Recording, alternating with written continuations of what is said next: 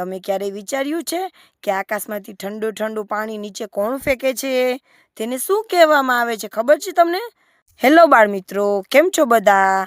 આજે આપણે એક બહુ જ મજાનું રહસ્ય જાણવાના છીએ. તમે ક્યારેય વિચાર્યું છે કે આકાશમાંથી ઠંડુ ઠંડુ પાણી નીચે કોણ ફેંકે છે?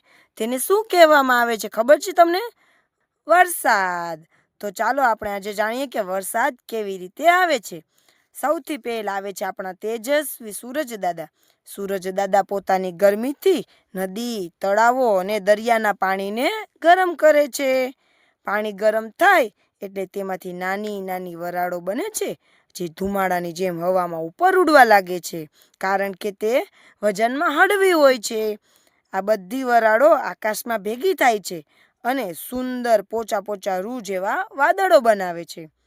ધીમે ધીમે વાદળમાં બહુ બધું પાણી ભેગું થઈ જાય છે અને વાદળ જ્યારે આખું ભરાઈ જાય છે ત્યારે તે વજનમાં ભારે થવા માંડે છે અને વાદળ ભારે થવાના કારણે સફેદ રંગમાંથી કાળું કાળું થવા લાગે છે અને આ ભારે થયેલું વાદળ ધીમે ધીમે ટપ ટપ ટપ ટપ વરસાદની જેમ વહેવા લાગે છે.